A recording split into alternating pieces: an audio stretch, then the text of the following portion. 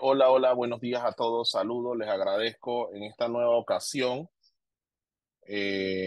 donde tenemos un desarrollo con relación a las audiencias múltiples en el sistema penal acusatorio. Quiero nada más confirmar que se me escucha alto y claro. Licenciada Verusca,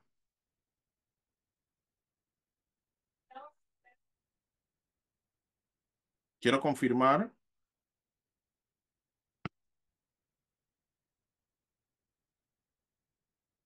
de audio. Sí, se escucha, Meister.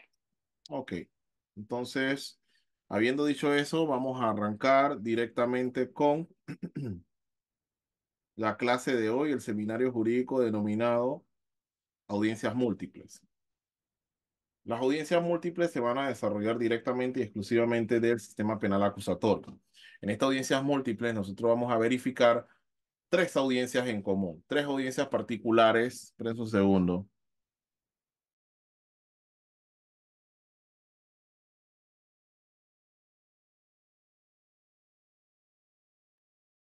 Disculpen.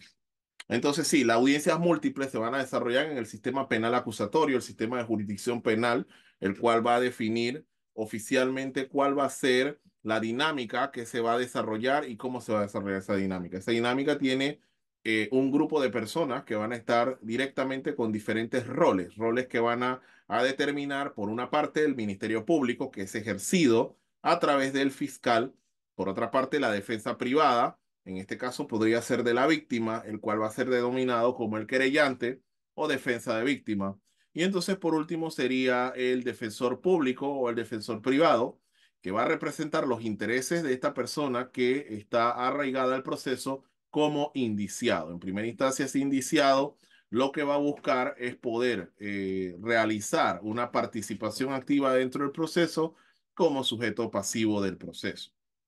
Y pues el juez, que es denominado el árbitro, va a llevar a cabo esas condiciones con relación a la responsabilidad penal que se le va a acreditar a este individuo. Ahora bien, este sistema de justicia de corte acusatorio nace luego de que en nuestro país durante mucho tiempo se tuviera demasiada mora jurídico-procesal, esa mora judicial que traía como consecuencia que los procesos que se llevaban a cabo tuvieran audiencia incluso 4 o 5 años después de estar detenidos en una medida cautelar. Asimismo, este sistema de justicia de corte acusatorio también de alguna forma disminuye la capacidad libertad que tenía el Ministerio Público al momento de definir si había que encerrar a alguien a través de una medida cautelar o no. Situaciones que eran importantes desarrollar porque esa libertad indeterminada que tenía el Ministerio Público era demasiado para un sistema que de alguna u otra forma tenía una mora judicial enorme. Ahora bien, este nuevo sistema permite que un juez de garantía pueda valorar, validar sus criterios y revisar cuáles son las acciones que quiere verificar el Ministerio Público a través de esa posible responsabilidad a imponer. Ese Ministerio Público que tiene una capacidad claramente de investigar con los brazos auxiliares del sistema de justicia, llámese la DIJ, la Policía Nacional, la DIP, estamentos de seguridad, cosas como esta del Senafrón y demás, instancias que le permiten al Ministerio Público comprobar no solo argumentación, sino elementos probatorios que vayan acompañados del modo, tiempo y lugar. Estos elementos comprobando la responsabilidad penal que buscan. Buscan en primera instancia definir si esta persona que es indiciado antes de ser imputado ha realizado alguna conducta o parece ser que existen altas sospechas de que esta conducta que se ha realizado pueda tener una repercusión penal.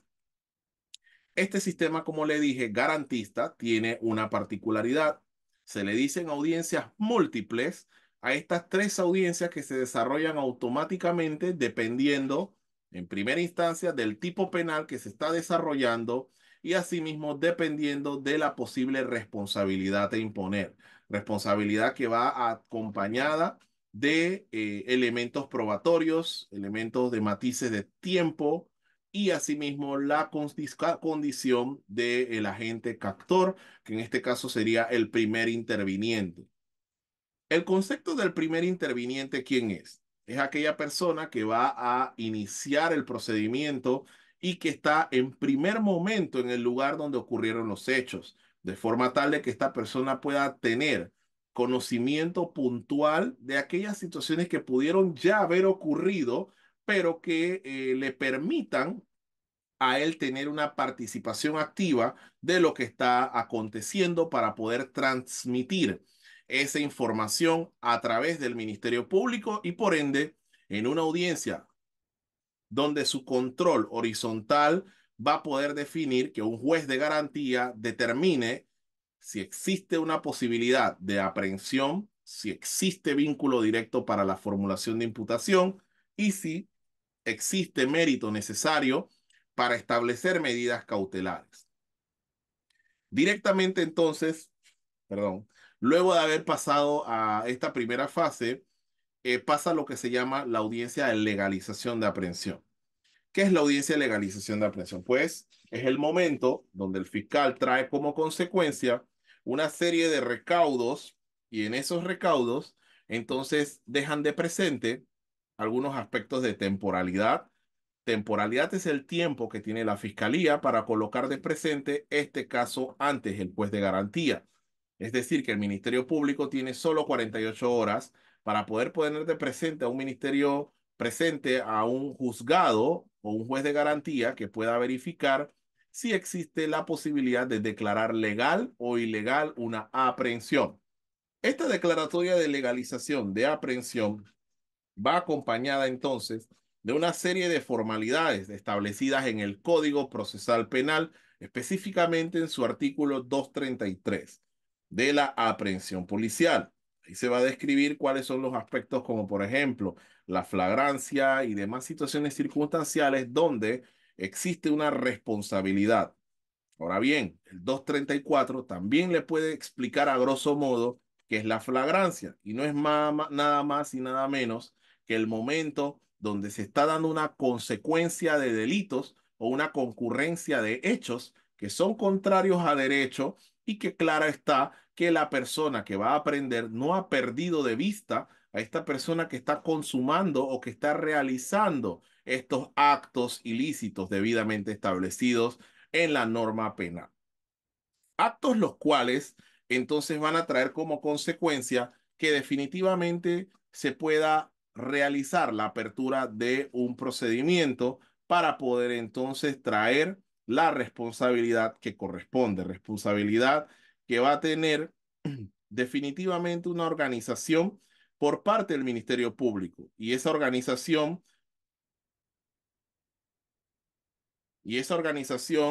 va a traer entonces una consecuencia particular en contra del indiciado. El fiscal en esta audiencia de legalización de aprehensión tiene que comprobar dos aspectos. Uno, el que ya les expliqué que es del tiempo. Obviamente, si él se pasa las 48 horas por decir algo y entonces presenta al individuo que es indiciado en las 49 horas, esta hora excedida es suficiente para que un juez de garantías determine que no ha sido una detención legal y que no ha sido una detención legal trae como consecuencia que decreten inmediatamente la libertad de esta persona. Ahora bien, eso no significa que porque hayan declarado ilegal la aprehensión, que esta persona ya no vaya a ser investigada en lo absoluto. Va a haber una investigación y el fiscal puede traer posteriormente una formulación formal de imputación en la que va presentada a el juez. En la primera audiencia es exclusivamente la legalización de aprehensión. Este tiempo que se tiene que cumplir también tiene otros aspectos garantistas y entre esos aspectos garantistas está lo establecido en el Código Procesal Penal. Ese Código Procesal Penal, en sus primeros artículos, los primeros 15, van a establecer cuáles son las debidas garantías fundamentales.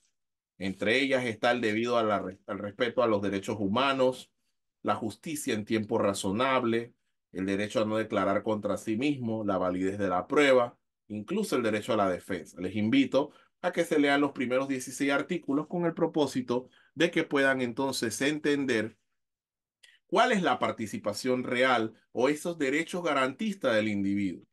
Pero esos derechos garantistas también tienen una procedencia de manejarse y en alguna forma, si el defensor de ese imputado siente que ha sido de alguna manera violentado ese derecho, obviamente entonces obliga a que nosotros como defensa presentemos aquellas alegaciones previas a un juez de garantía que vaya a traer entonces la verificación formal y que a través de esa verificación formal él pueda identificar si en efecto se han vulnerado derechos y garantías y qué tipo de acción se van a tomar para dejar por no legalizada esa aprehensión responsablemente formal. Entonces, ya ven, se establece por un lugar cuál es el modo, tiempo y lugar y se establece por otro lugar cuáles son las garantías fundamentales que pudieran haber sido de alguna forma violentadas por el Ministerio Público o por la policía, porque ciertamente recuerden, vivimos en un país que es bastante violento y si en el momento de una persecución puede hacer que el oficial de la unidad de policía en ese corretear a esta persona se parta un brazo o lo golpearon tanto que le partieron un pie. Entonces, obviamente, estas son situaciones en donde vulneran el derecho de la persona de su seguridad física y que por lo tanto va a ser sometido a un debido control a través de un juez de garantía. Debido control el cual permite que uno como defensa pueda traer esa información ante el juez de garantía y a la vez someterlo a ese control de esa inmediación, ¿no? O ese control horizontal. Se le dice control horizontal, colegas, porque se trata de que el director de la orquesta es el juez. No obstante, la fiscalía va a presentar esa propuesta para que el juez valide, valore y verifique si en efecto se tratan de situaciones circunstanciales que deben de valorar la posible legalización de la aprehensión. Asimismo, el abogado de la defensa del indiciado va a entonces tener la oportunidad de poder dejar de presente cuáles son aquellos acontecimientos que podrían ser necesarios de aclaración. Como por ejemplo, nosotros cuando vamos a audiencias de legalización de aprehensión, nosotros peticionamos a la fiscalía que mencione si nuestro patrocinado se intentó dar a la fuga. ¿Por qué? Porque el propio código deja de presente en el artículo 227 que el riesgo procesal establecido en el numeral 1 de ese 227 dice, cuando el imputado se dé a la fuga o exista evidente peligro de que intenta hacerlo. Eso quiere decir que si nosotros desde la audiencia de legalización de aprehensión pedimos esa aclaración, entonces lo que va a ocurrir es que se pueda conocer si en efecto se trata de una situación que pudiera disminuir ese riesgo procesal que se va a discutir en esa próxima audiencia de medida cautelar. Entonces, en esta audiencia podemos pedir aclaraciones, en la audiencia de legalización de aprehensión. Y una de esas aclaraciones comunes son la de si se intentó dar a la fuga, precisamente por esa circunstancia particular. Otra situación que nosotros verificamos como una posible aclaración es si al momento de la aprehensión se le encontró algo ilícito en poder de la persona. Recuerden que de repente puede ocurrir que encontraron 15 kilos de droga en una vereda. Eso no significa que la persona que venía caminando en la vereda es el propietario legítimo de esa sustancia ilícita. Pero la fiscalía va a llevar a cabo una audiencia, entonces nos corresponde a nosotros acreditar, perdón, en la forma como es que no se le encontró nada ilícito en el poder de la persona que fue aprehendida y que se está pidiendo que se legalice esa aprehensión.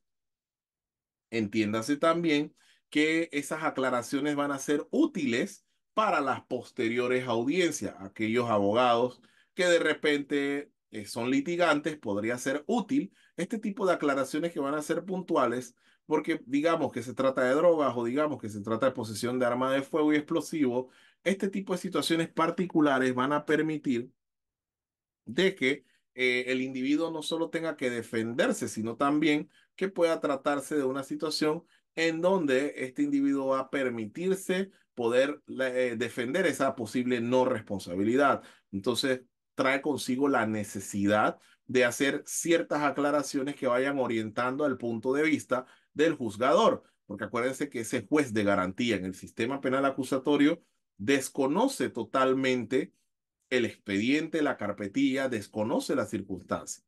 Y lo desconoce por una razón en particular, que es para que pueda haber una mayor neutralidad, de forma tal de que la defensa pueda ejercer una espontaneidad en el ejercicio mucho más efectivo y que no se traiga como colación consecuencias como, por ejemplo, que se diga que el juez tenía una intención manifiesta en el proceso o que incluso se pudo haber incluido alguna intención negativa de parte de la fiscalía. Entonces, la legalización de aprehensión por parte de la fiscalía van a acreditar el tiempo que fue aprendido y si no se le vulneraron derechos y garantías fundamentales. Y por otro lado, a la defensa se le va a preguntar si tiene alguna oposición a esa presentación y si tiene alguna aclaración. Recuerden que cada audiencia también tiene su propio momento. ¿Y eso qué significa? Que si nosotros estamos en una, por decir algo, una audiencia de formulación de imputación y preguntamos cuestiones netamente de la aprehensión, la fiscal lo que nos va a decir es, honorable señor juez, esta audiencia no se puede preguntar sobre la aprehensión porque ya esa audiencia se desarrolló, estamos en la de formulación de imputación y son audiencias distantes una de la otra, a pesar de que la hagamos en el mismo momento y con el mismo juez de garantía. Entonces, el sistema penal de corte acusatorio permite que cada audiencia tenga su momento para nosotros poder hacer una atribución real a las aclaraciones. Primer espacio de preguntas y respuestas, licenciada Verushka. No sé si alguien ha escrito algo. No, Magister, no hay preguntas. Ok, a los del panel, no sé si alguien quiere participar, hacer alguna pregunta puntual.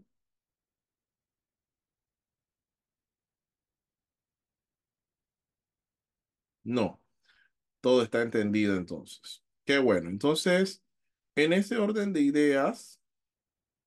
Lo que quiere decir es que cuando se va a desarrollar el aspecto directo de la audiencia de legalización de aprehensión, es ahí donde es el momento oportuno para nosotros entonces pedir aclaraciones que vayan respecto a la forma o la manera como se aprendió a este individuo.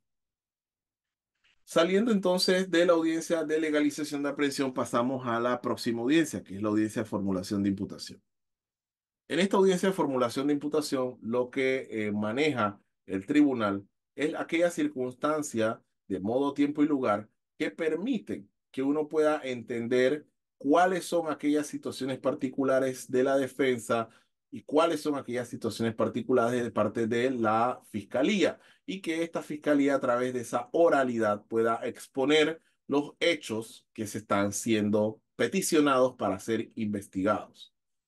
Asimismo, también hay una particularidad. Se pide antes de iniciar la audiencia que se haga lo que se llama la individualización y que quede por individualizado la persona. ¿Qué significa la individualización? Pues es el momento donde el Ministerio Público peticiona que los nombres, datos, el número de cédula, dirección, todo eso quede debidamente tomado en cuenta como que ya esos son los datos oficiales y que no sea necesario en cada audiencia tener que repetirlos. Entonces la fiscalía pide al juez si puede permitir dejar por individualizado a este indiciado que ahora se está peticionando la formulación de imputación. Esta formulación de imputación entonces va a ir orientada directamente a que se pueda conocer cuáles son los indicios que tiene el Ministerio Público, cuáles son los elementos probatorios, si hay testigos protegidos, si hay una herramienta recaudada, si hay una videograbación, si hay entrevistas que han sido tomadas. O sea, todas estas cosas van a ser desarrolladas con el propósito en particular de que se pueda llevar a cabo la petición de la legalización de la formulación de imputación.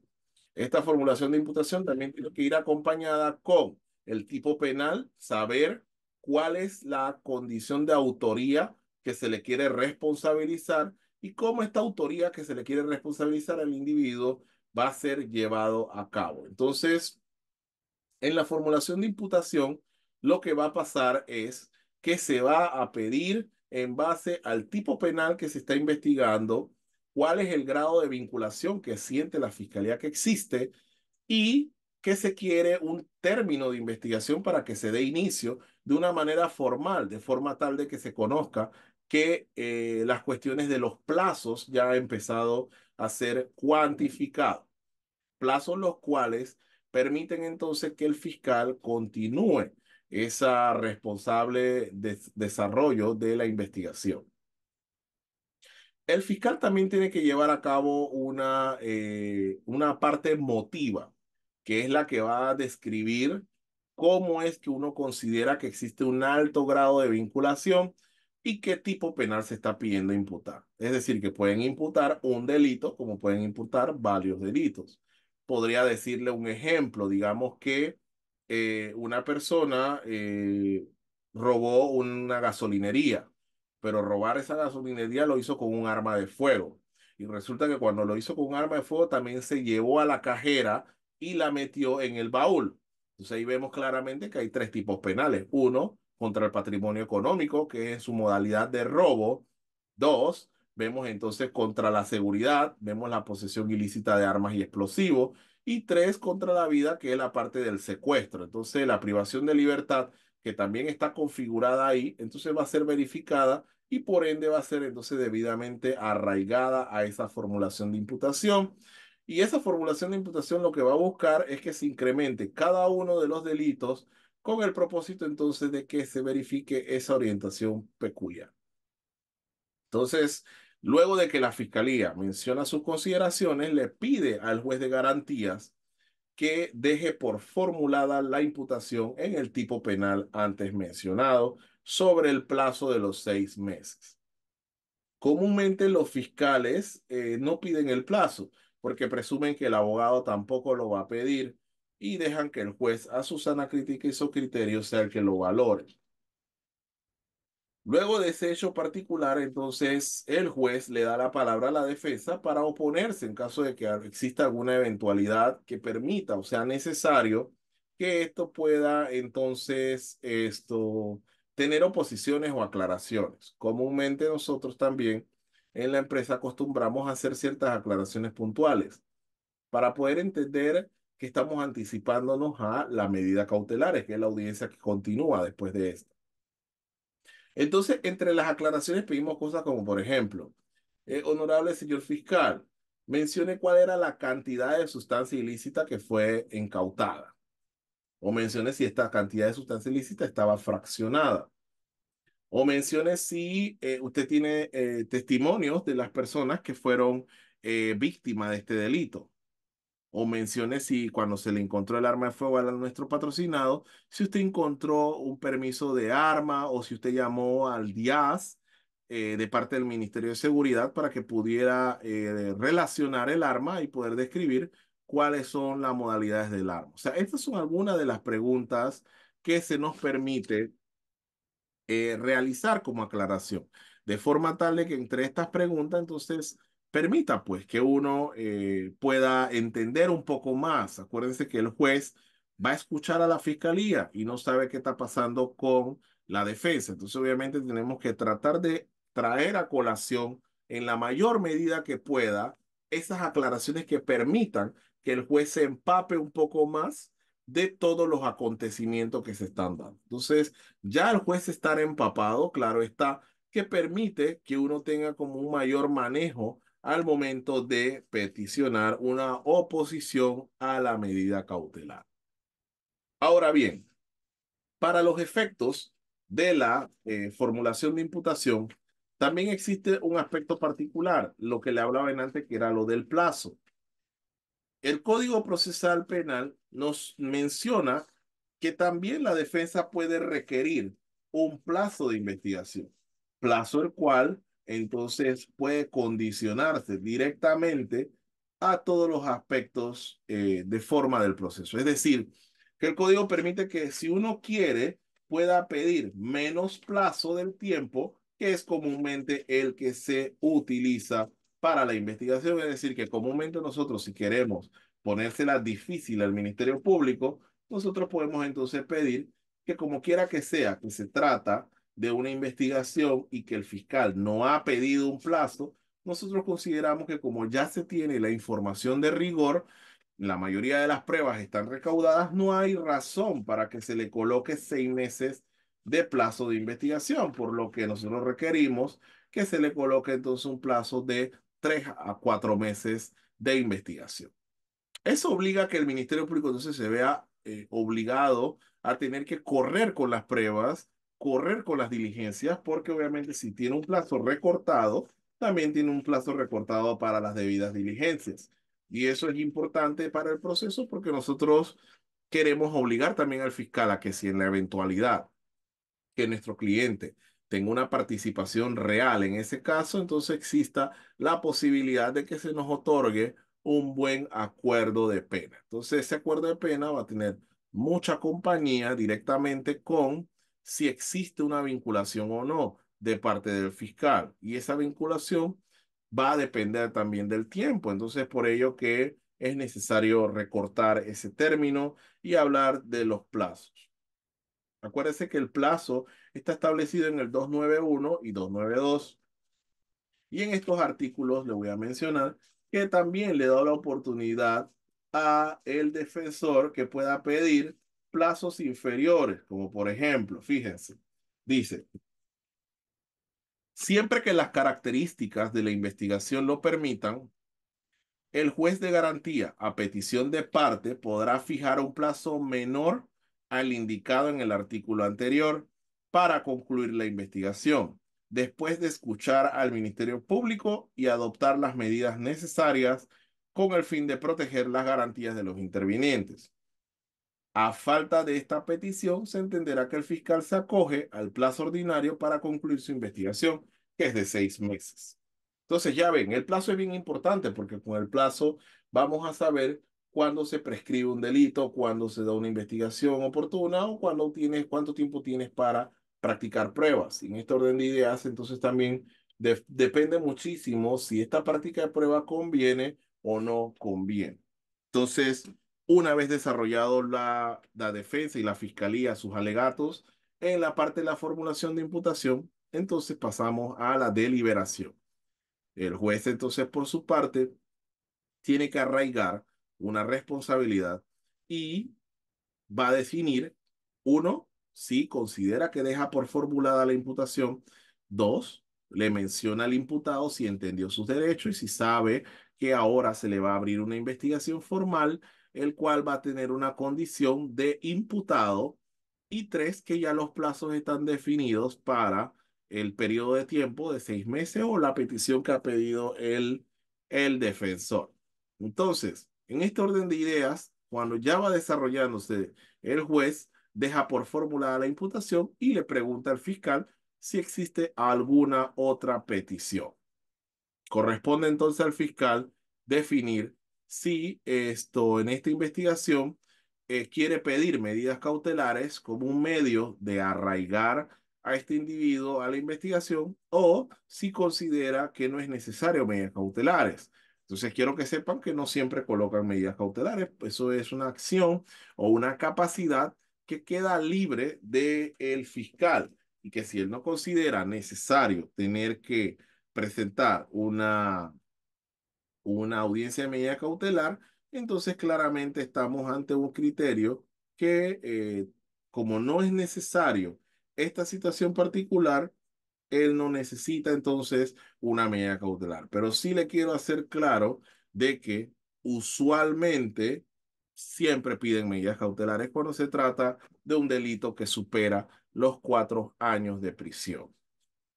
Y cuando digo 4 años de prisión, tampoco hablo de que el imputado ya se encuentre en una condición de condena en lo absoluto, pero sí es una referencia para que el juez pueda verificar cuál es el tipo de petición que está haciendo el fiscal.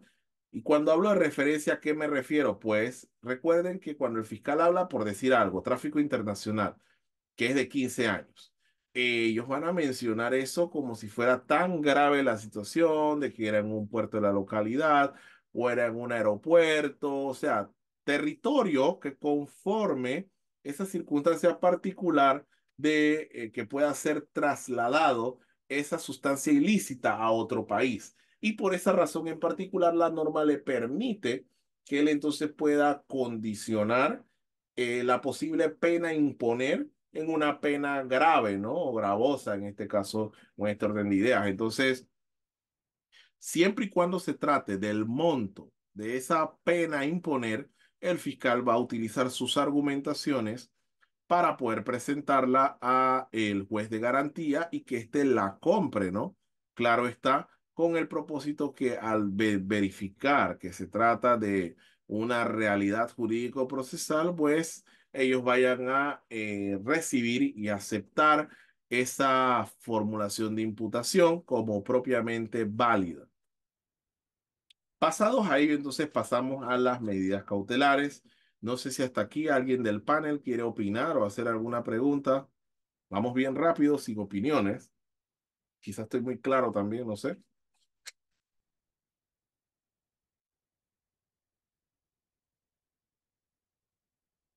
Ok, medidas cautelares. Buenas tardes, disculpe. Quisiera hacer una Hola, Lisa. preguntita, más una Claro, con aclaración gusto. allí. Iba a escribirla, pero me está costando. Me imagino. Ese Dígame, Lisa, término, con gusto. ese término de 48 horas con el que cuenta el Ministerio Público para luego poner a la persona para la legalización de la aprehensión, ¿comienza a correr del momento la persona es aprendida o comienza a correr cuando ya le ponen a esa persona a disposición del Ministerio Público? Ok, fíjese, Lisa. Empieza así. La policía tiene un término de 24 horas para remitir el paquete a la fiscalía. El paquete es el informe de aprehensión, la descripción, quiénes fueron los oficiales o las unidades que fueron al lugar, la descripción de los datos del vehículo que se utilizó, etcétera. Ellos utilizan ese término para poner entonces a disposición de la fiscalía para entonces que la fiscalía procese el individuo. Luego de ese término, entonces la fiscalía tiene otras 24 horas para colocar entonces, luego de recibir el paquete, toda la información que depende de oficios y demás ante un juez de garantía para validar, para validar la legalización y posterior imputación. Ahora bien, estrictamente este término empieza a contabilizar desde que la policía aprendió hasta que la fiscalía coloca a disposición del juez de garantía. Es decir, que hay algunas vivezas que en ocasiones hace la policía. Por decir algo, nosotros tuvimos un caso en donde aprendieron a 8 ciudadanos dentro del puerto de Panamá por de las 3 de la mañana. Las primeras 24 horas sería 3 de la mañana, 3 de la tarde del día siguiente, 3 de la mañana del día siguiente se cumpliría. Entonces, 3 a.m. del primer día a 3 a.m. del segundo día, las primeras 24 horas. Pero como era el Senan, ellos empezaron a contabilizar de las 5 de la mañana, diciendo que ellos estaban en su horario de trabajo y nada más estaban retenidos, pero no aprendidos. Y como ciertamente se trata de un horario de trabajo que ellos tienen que cumplir y verse obligados a estar dentro de las circunferencias del puerto, entonces la fiscalía utilizó esas horas para tener más tiempo para que llegara el de antinarcóticos. ¿Y por qué el de antinarcóticos? Porque sin la prueba validada de que la sustancia es droga, entonces no hace sentido llevarla a la Fiscalía de Drogas para que entonces procesen al individuo. Nosotros nos percatamos de esa situación. Al percatarnos de eso, esas preguntas en aclaración se le hicieron al fiscal en la audiencia de control de legalización de aprehensión. Y en esa audiencia de control, entonces le preguntamos, fiscal, ¿a qué hora la policía retiene a los individuos? Dicen a las 5 de la mañana. Le volvemos a hacer la pregunta, fiscal, ¿a qué hora bajan el individuo o el operador de la máquina que estaba operando? Y ahí fue donde cayó y dice, bueno, aquí tenemos un informe que es a las 3 de la mañana. Inmediatamente cuando ya lo bajaron de ese equipo y ya le notificaron de que se le va a poner en custodia provisional porque hay un posible contenedor contaminado, la fiscalía, la policía o quien sea que sea el primer interviniente tiene que leerle sus derechos y sus garantías fundamentales. Y es desde ese momento en que empieza a contabilizarse el término para poner a disposición de un juez de garantía. Ahora bien, Cuando ya pasó el término de la policía, que comúnmente es mucho menos, ya la fiscalía tiene entonces sus últimas 24 horas para colocarlo ante un juez de garantía a través de la plataforma. Es decir, que no es que va a llegar con el paquete donde un juez dice que toma, te toca, no, se lo va a llevar a la oficina judicial y oficina judicial va a hacer lo pertinente para solicitar la audiencia de aprehensión. Ahora bien, hay algunas situaciones excepcionales, porque ha habido casos que de repente decir algo, nosotros tuvimos en el caso Fisher, y en el caso Fisher tenían una investigación de 3 años de anticipación. Y alguien podría decir, miércoles, pero si usted dice que son 48 horas, ¿por qué hace 3 años investigaron y ahora fue que trajeron a colación la aprehensión? Bueno, el código tiene algunos pequeños defectos, ¿no? Y entre ellos está el hecho de que le permite a la fiscalía, sin aprender, tener un periodo de tiempo de investigación casi que ilimitado. Entonces, en ese periodo de investigación, ellos pueden hacer todo siempre y cuando no aprendan.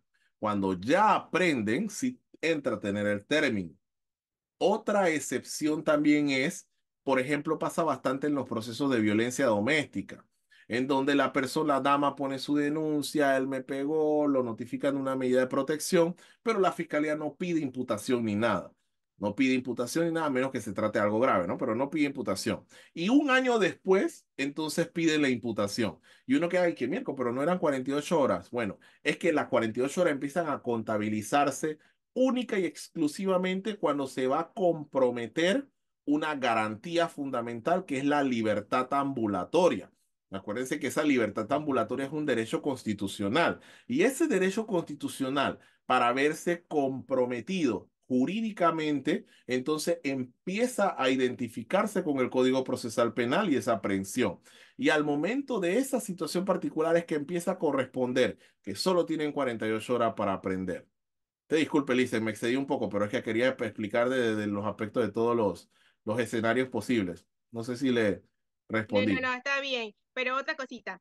Claro. Eh, entonces, cuando van a legalizar la aprehensión, esto no tiene nada que ver entonces a la hora que oficina judicial fija la audiencia, sino a la hora que la fiscalía solicitó la audiencia. Esa es la parte que tiene que Así ver es, entonces. así es, así es. Ok, gracias. Definitivamente dicen que siguiendo el plano de Nantes, 3 de la mañana, 3 de la mañana el día siguiente, las primeras 24, 3 de la mañana el día continuo, las otras 24. Obviamente la fiscalía no va a esperar a las 3 de la mañana para poner a disposición porque sabe que ellos trabajan hasta las 5. Así que la fiscalía tendría que ponerlo antes de las 3 de la mañana, o sea, hasta las 5 o quizás 6 de la tarde para que se fije la audiencia. Entonces puede ocurrir que las primeras 24 horas se solicita la audiencia, pero entonces que la oficina judicial fija la audiencia dentro de, qué sé yo, 10 horas posteriores.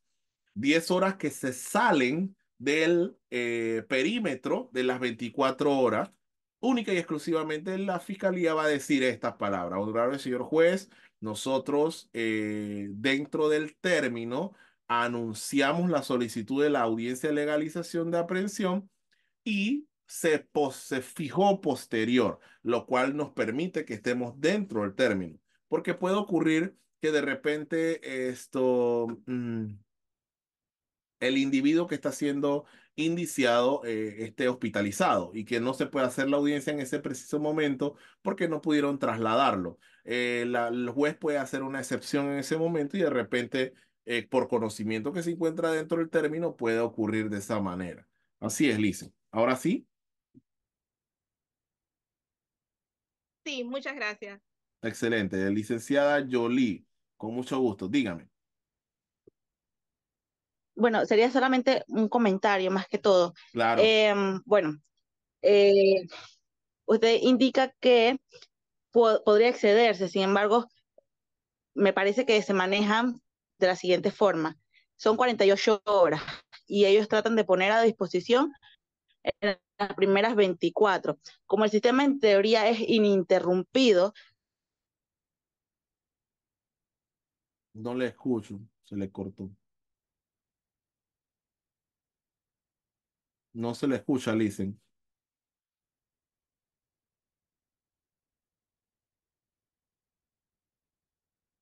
¿Sería yo que se me... Wow, pero estoy conectado y todo. Vamos a ver. 48. Ahora sí. ¿Está mal? No, no, no, ya parece que ya. Hola, probando. ¿Me escuchan? No, Hola, hola. ¿Me escuchan? Ahora sí, ¿me escuchan? ¿me escucha? Yo creo Sí, maestra.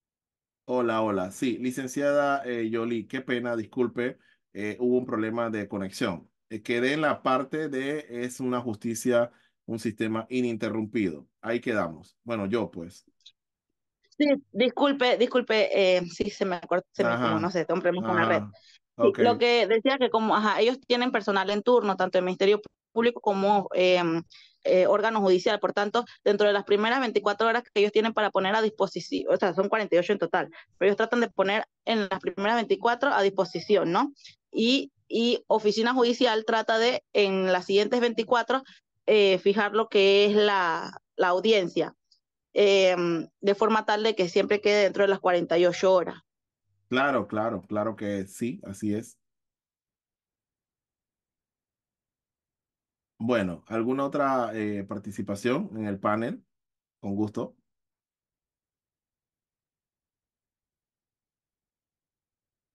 No. Bien.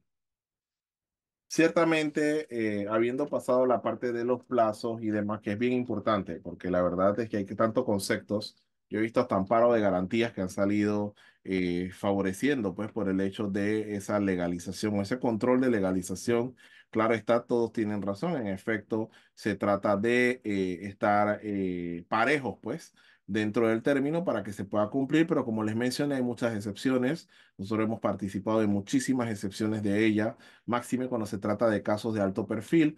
No sé si han tenido la oportunidad, pero imagínense, 54 abogados, ciento y tantos de detenidos, o sea, qué sé yo, casi 40 diligencias de allanamiento diferentes, o sea, todas esas cosas traen como consecuencia algunas de las excepciones que no permiten, pues, que se pueda cumplir específicamente con el término en cuestión, pero una vez ya esté dentro del término requerido para oficina judicial, basta con ello y entonces el tribunal maneja los términos como cumplidos.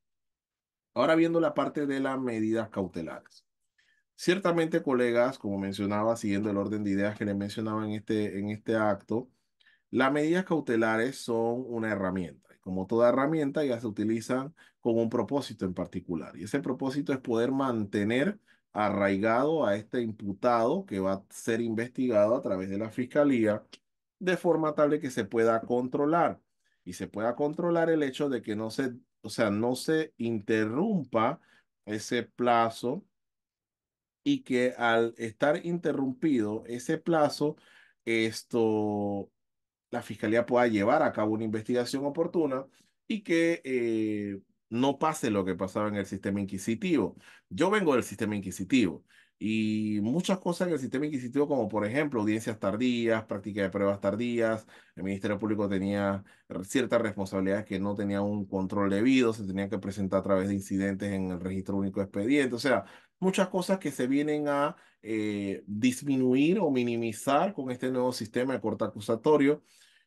Fíjense que propiamente ahorita en el mismo sistema de justicia, también el hecho de la medida cautelar se convierte en un medio para que de alguna u otra forma no sea una investigación irrisoria, porque fíjense si alguien lo está investigando porque se hurtó, qué sé yo, $50,000. Entonces esta persona sin medidas cautelares, que es decir, sin ningún tipo de aprehensión directa al proceso o un arraigo directo al proceso, este se puede ir del país y pueda vivir en Italia y todo feliz. O sea, entonces la medida cautelar es una herramienta y como toda herramienta, ella permite que uno pueda entonces de alguna forma controlar este individuo que ya está imputado y que pueda entonces comprometer esa responsabilidad a participar de los actos, a que estos actos no se vean de alguna forma limitados de esa actividad, como las diligencias que hace el Instituto de Medicina Legal y Ciencia Forense, que demanda que este individuo te presente o qué sé yo, reconstrucciones y demás. Esto va a permitir que este individuo no tenga una una participación inexcusable de diligencia y que pueda entonces participarse de toda la diligencia que se tenga que desarrollar. Entonces, las medidas cautelares como herramienta, el Ministerio Público las utiliza dependiendo de aquella proporcionalidad que se tiene con relación, uno, a la investigación, dos, al tipo penal, a la pena a imponer y tres, cuál es el grado de peligrosidad de este individuo en cada caso en particular. Comúnmente, cuando se trata de delitos que superan 5 años de prisión, la fiscalía empieza hablando de los requisitos y posterior entonces se van desarrollando en el catálogo de medidas cautelares mencionados entonces y sustentados con los riesgos procesales que son necesarios poder entonces acreditarlos de alguna forma materializada para que el juez de garantía verifique que estos criterios están cumplidos y que corresponde entonces de alguna forma vulnerar esa garantía constitucional. Como les mencioné, la libertad ambulatoria es una garantía constitucional y si ya se ve la necesidad de tener que vulnerarla, el criterio del fiscal tiene que ser debidamente sostenido. Entonces, eso se va a sostener directamente en el artículo 221 y 222, que va entonces a mencionar cuáles son aquellos aspectos de los requerimientos que pide la norma para que este fiscal pueda requerir esta medida cautelar. Y entre esos aspectos entonces que exista los medios probatorios realmente establecidos, que la medida en cuanto a su naturaleza la justifique, que se trate de la proporcionalidad y asimismo que se trate de que si se va a afectar ese derecho, que ese derecho sea afectado en una debida forma y que se cumpla con criterios de control horizontal. Ese control horizontal que va a tener el juez de garantías versus todos los participantes dependiendo de su rol, entonces va a ser verificado en base a los requisitos. Otra de las consideraciones que se toman en cuenta en la medida cautelar requerida por el Ministerio Público, entonces son los riesgos procesales. Ya les mencionaba en la audiencia de legalización de aprehensión que aquellos riesgos procesales tienen que estar debidamente justificados y sostenidos. Riesgos procesales los cuales entonces van a depender, por un lado, de esa condición del imputado de que se pueda haber materializado la posibilidad de que él quiera darse a la fuga. Entonces puede ocurrir que de repente al momento de la aprehensión, él mismo huyó de la aprehensión y pudo haber lanzado algún objeto ilícito que tenía en su poder. Estos aspectos el juez de garantía lo va a tomar en cuenta para acreditar o materializar que sí, en efecto, se intentó dar a la fuga, pero no lo va a hacer en automático. Obviamente tiene que venir el fiscal y sostener jurídicamente en oralidad cuáles son las consideraciones que tiene sobre la canalización de este aspecto en particular. Asimismo, entonces va a mencionar si existen otro de los riesgos procesales establecidos, porque no necesariamente tienen que ser todos. Pueden, en algunas ocasiones, puede ser uno o dos riesgos procesales y en algunas otras pueden verse situados los cuatro riesgos procesales. La verdad es que yo soy del compartir que la fiscalía debe tratar de materializar aquellos riesgos procesales de la mejor forma que se pueda y esa mejor forma depende también en gran medida de cuáles son los aspectos probatorios que han podido traer en condición. Fíjense que una de las discusiones que nosotros teníamos en la maestría del sistema penal acusatorio, en discusiones con otros jueces, incluso con magistrados del Tribunal de Apelaciones, era que en muchas ocasiones el fiscal piensa que la materialización de los riesgos procesales es en automático y no es así. Tiene que haber una acreditación física. No puede ser abstracta, tiene que ser concreta. ¿Cuál puede ser una situación de una condición física? O sea, digamos que se trata de la posesión de arma de fuego ilícita. Entonces, la fiscalía manda el oficio al Ministerio de Seguridad y este entonces trae como consecuencia que no tiene un permiso de arma el individuo. Este arma de fuego se le encontró en su poder, todas estas cosas, y resulta que fue vista en un lugar, qué sé yo, un parque de diversiones y estaba lleno de niños.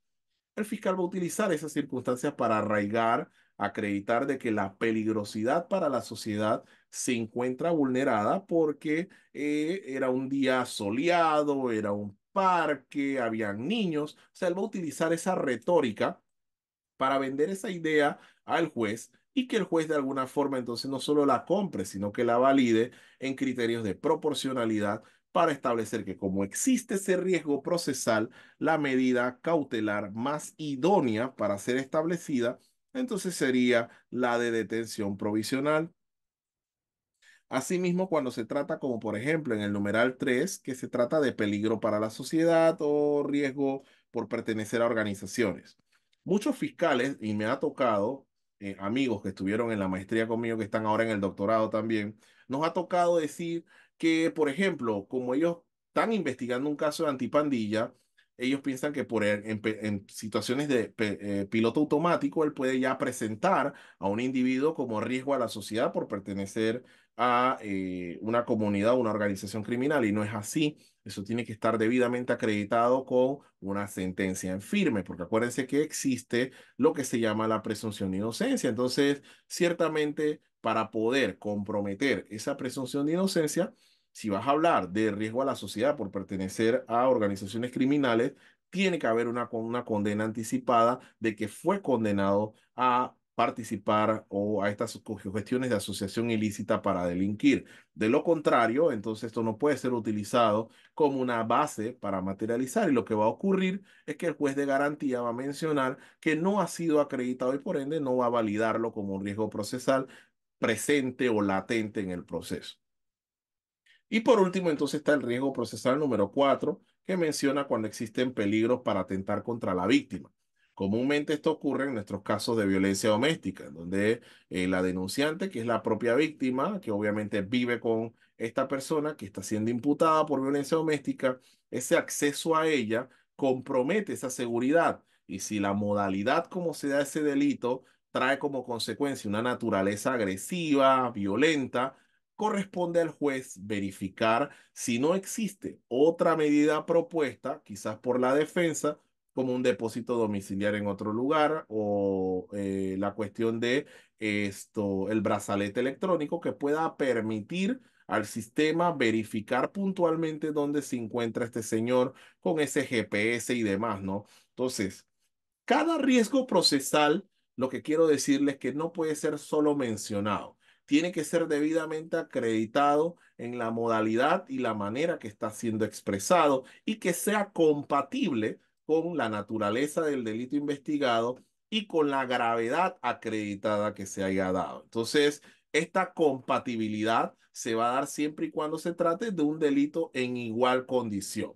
Cuando le hablo de compatibilidad, y esto es muy interesante porque nos ha pasado con muchos de los casos de drogas que hemos manejado, siempre el fiscal cuando habla de drogas de tráfico internacional menciona algo como, por ejemplo, y sí, honorable señor juez, porque en el mundo las drogas están dañando a los niños y todo lo demás. Y el juez inmediatamente lo pausea y le dice, sí, pero esas son situaciones que tienen que ser materializadas y esas son situaciones que tienen que ser mencionadas con responsabilidad. La víctima tiene que ser presencial, tiene que ser una víctima materializada y no puede ser una víctima que no esté presente dentro del proceso, no esté identificado. Y mencionar todas las víctimas, entonces podríamos estar hablando del calentamiento global y todo eso también. O sea, no. Entonces, para anunciar cada riesgo procesal, tiene que ser debidamente sostenido esa situación de compatibilidad entre el delito, el imputado y el riesgo procesal, de forma tal de que exista una forma proporcional de acreditarlo, vincularlo y que eso también sea compatible con la medida cautelar que se está peticionando. Porque ciertamente imaginemos que se trata de un delito de calumnia e injuria y la calumnia e injuria no pasa ni siquiera del año. Entonces llegamos que como no pasa del año, pedimos una detención provisional. Obviamente el juez para ello va a ser un chiste porque ciertamente el delito investigado no corresponde a la pena que podría corresponder a ser compatible con el tipo de riesgo procesal que se está anunciando y menos con la medida cautelar que se está peticionando. Entonces siempre tiene que haber una compatibilidad, una proporcionalidad entre la naturaleza del delito, el tipo penal imputado y asimismo con la gravedad que puedan ser acreditadas debidamente con los riesgos procesales. Esos riesgos procesales que van a estar contenidos en el 227, no sé si lo mencioné, y que van a estar debidamente y claramente establecidos en ese artículo. Antes de pasar a la sustentación de la defensa y apelación, no sé si alguien tiene alguna pregunta sobre los riesgos, requisitos o el catálogo de medidas cautelares. Todo bien. Ok, entonces sí, como les mencionaba, la medida cautelar se va a condicionar como una herramienta y ciertamente ya mencioné que le toca al fiscal. ¿Qué le toca a la defensa?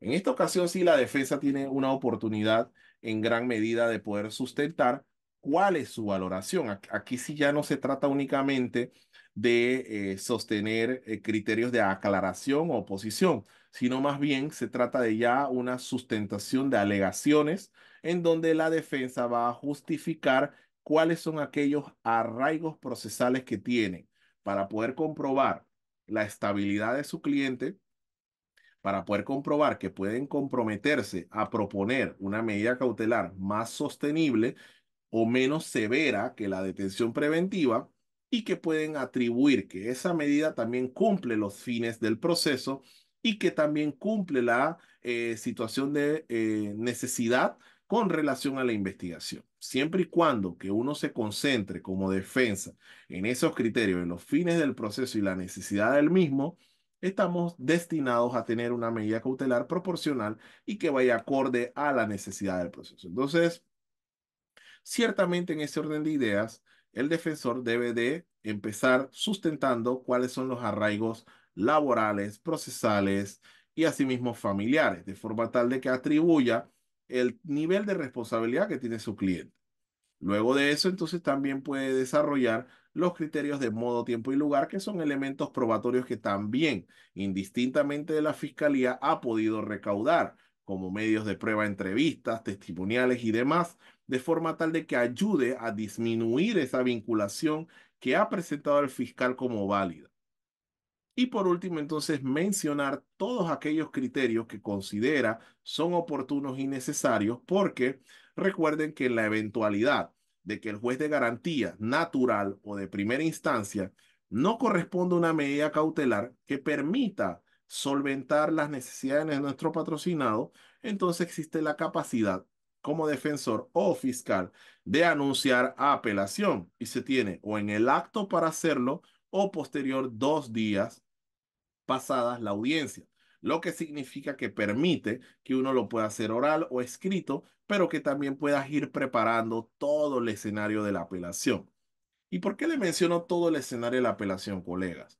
Porque lo que ocurre es que en la apelación tú no puedes sustentar criterios que no mencionaste en esta primera audiencia, por lo que es necesario que tú argumentes absolutamente todo lo que se pueda, porque el Tribunal Superior de Apelaciones, conformado por 3 magistrados del tribunal, comúnmente escuchan la audiencia. Y si tú no cumples con esa regla de lealtad procesal, entonces te pueden llamar la atención e incluso puedes comprometer la libertad de tu patrocinado, ya que esa lealtad procesal es un principio procesal y como tal requiere un respeto que corresponde.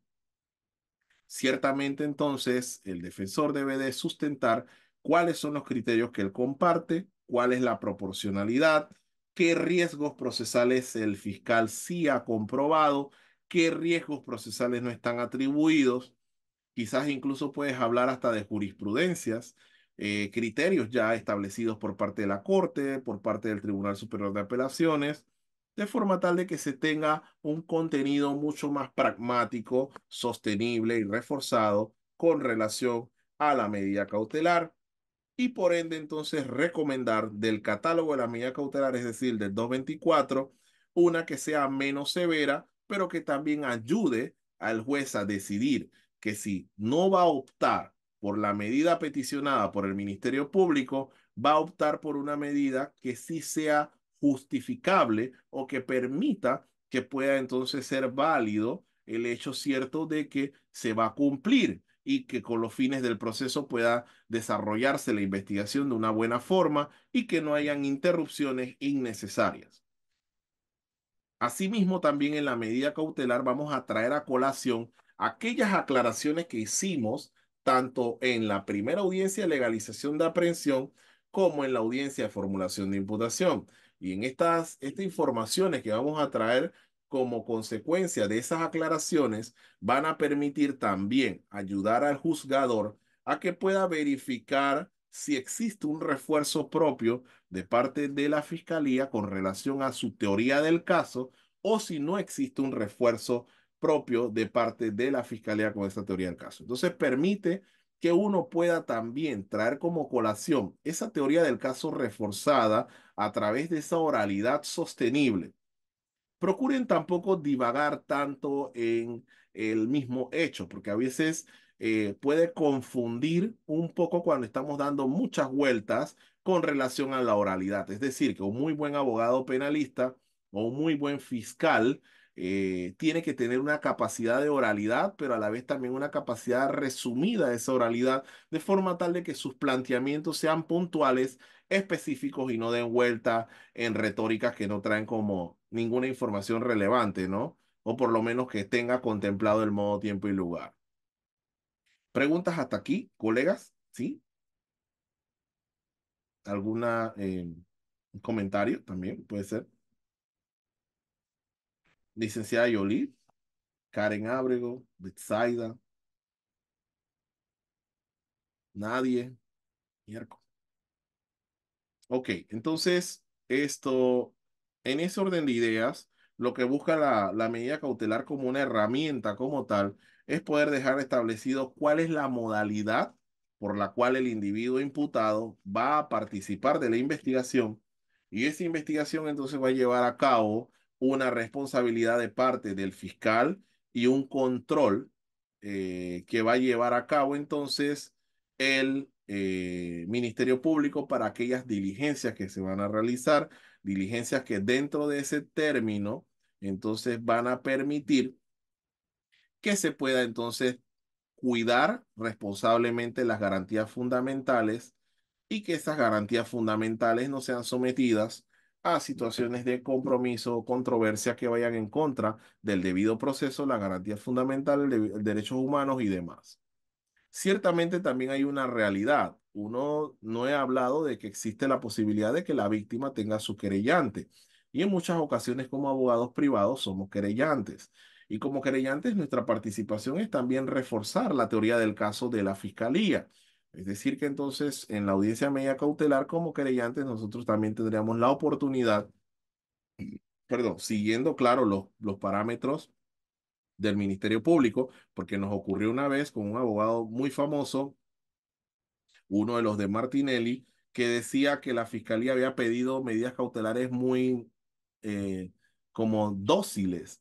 Y entonces nosotros simplemente le decíamos que lamentamos sus consideraciones, pero hay una realidad y la realidad es que la carga de esa prueba o la acción penal corresponde al Ministerio Público. Entonces, muy mal podría venir un querellante a reforzar medidas cautelares que no ha peticionado el Ministerio Público. Pero son situaciones que con el tiempo y con la práctica, colega, uno va desarrollando y que de alguna u otra forma uno también va aprendiendo, porque esas son situaciones que de repente uno puede ver en el código, toda la norma propiamente dice, y cuando uno va a la realidad es otra. Miren, así como la justicia ininterrumpida, también es ininterrumpida la capacidad del abogado poder tener acceso en cualquier momento con su imputado, con su cliente.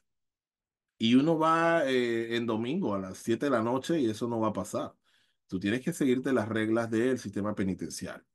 Si lo detuvieron hoy a las 3 de la tarde y llegaste a las 8 de la noche a la sala de guardia transitoria, el oficial de la policía te va a decir que no, es hasta las 5 de la tarde. Y eso no tiene nada que ver con la norma, eso es obviamente inconstitucionalidad, porque ahí hay una particularidad que tú tienes una responsabilidad, pero no te lo van a dejar ver. Y vas a tener que pelear, pedir al asesor legal, ellos van a preguntar, y bueno, eso va a ser una pelea de nunca acabar, que al final mejor te va diciendo, que oficial, deme el favor, permítame ir un momentito, 5 minutos. Porque lo contrario, entonces vas a tener que venir al día siguiente. Entonces, sí, hay una realidad. La norma tiene la descripción real del contenido jurídico, todo está establecido, pero la realidad es otra. Y en esa realidad que comúnmente uno quiere poder anticipar o por lo menos proyectarse, en muchas ocasiones es bastante distante de lo que pide la norma y lamentablemente o te la vas a pasar presentando amparos de garantías o vas a acoplarte al sistema y a seguir sus criterios. Fíjense que la misma norma menciona que una persona antes de juicio no debe tener un año de detención. Y tú bajo ese criterio y ni siquiera ningún juez de garantía te va ni a escuchar.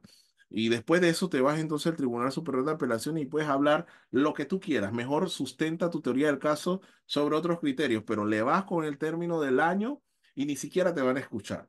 Garantías fundamentales, el debido proceso, nada de eso.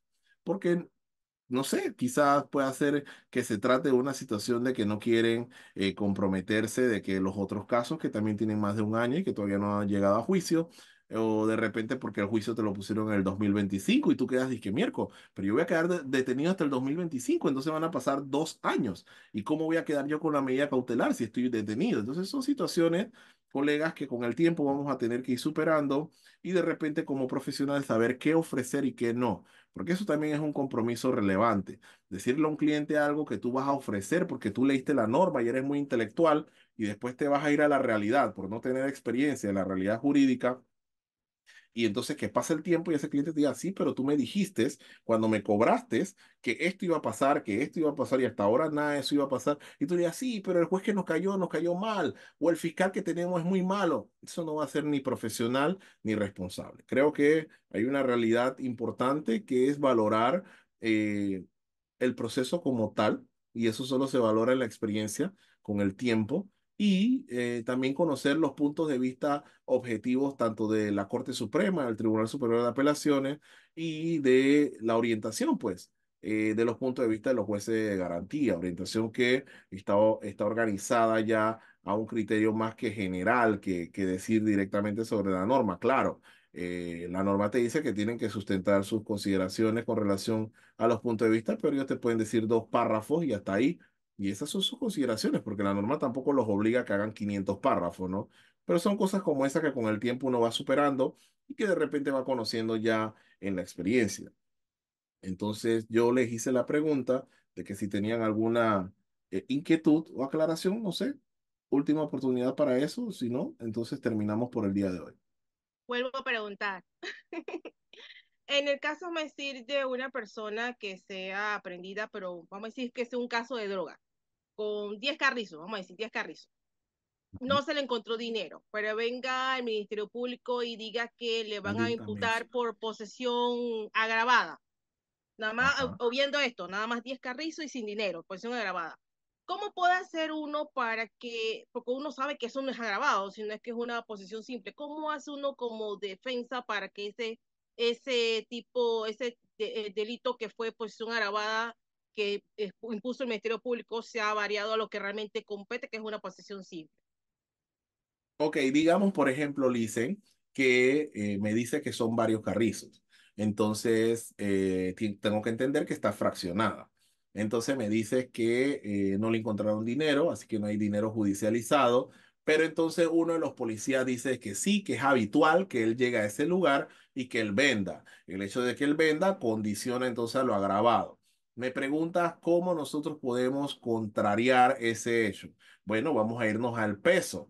Si dentro del informe de criminalística el peso no es como un peso relevante, entonces podríamos usar la teoría, siempre y cuando no esté fraccionada en bolsitas o en los carrizos, como podríamos usar la teoría de que él es consumidor. Podría ser, siempre y cuando el peso no sea sostenible. ¿Y por qué te lo digo? Porque nosotros tuvimos un caso en donde la fiscal quería que fuera tráfico de drogas, tráfico de drogas, tráfico de drogas, y cuando le preguntamos el peso, que menciona 0,09 gramos, entonces nosotros decimos, sí, pero eso no corresponde al peso habitual para un tráfico de drogas, eso es consumo. El juez también le hizo la aclaración y le pidió que recalificara para que pudiera de repente continuar con su imputación, pero recalificado a consumo. Todos sabemos que cuando se trata de consumo es solo la multa, entonces ella se mantuvo que no, que era tráfico de drogas y bueno, el juez ya le dio su oportunidad, no lo pudo hacer y le dijo, bueno, queda por no formulada.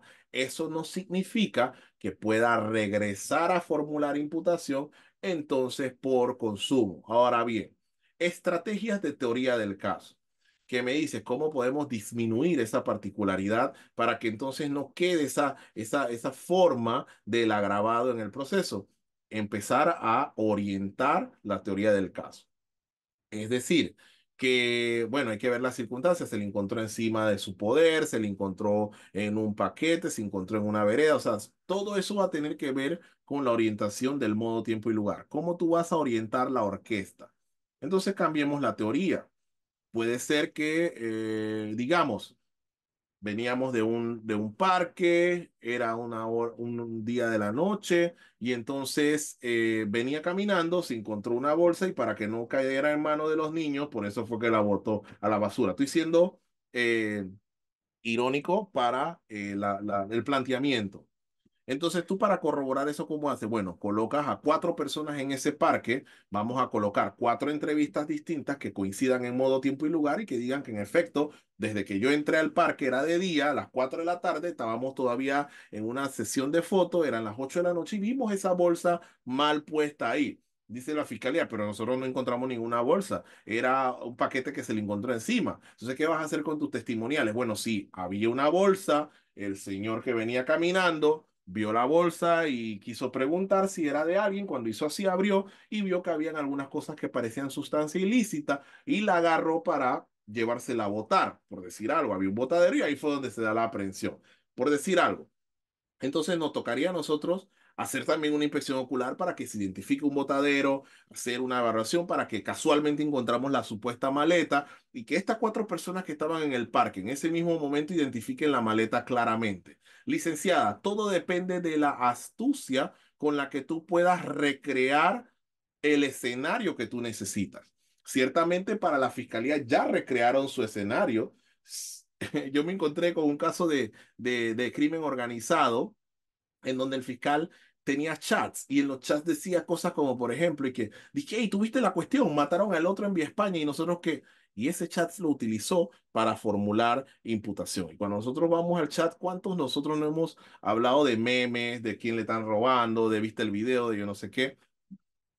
Cosas que no materializan esos hechos, pero así como la fiscalía tiene la capacidad para poder escenografiar toda una novela, asimismo los defensores tenemos también la capacidad para escenografiar todo un escenario. Entonces, si ellos hicieron una inspección ocular, tú puedes materializar una inspección ocular propiamente privada.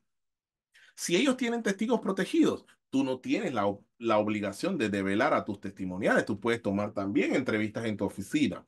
Si ellos tomaron y aportaron vistas fotográficas, tú también aportaste vistas fotográficas. O sea, es decir, todo lo que puedas utilizar como medios elementales de prueba lícita dentro del término para poder entonces orientar a tu orquesta o a la teoría del caso que tú vas a presentar, de forma tal de que esa presentación entonces justifique la tenencia, la posesión, la maleta, la posible basura, el bienestar de la humanidad, que no queríamos que los niños tuvieran acceso a la maleta, y por eso entonces eso fue lo que pasó. O sea, podría ser algo por ahí, ¿no? Pero sí se puede escenografiar algo que permita que uno pueda entonces disminuir.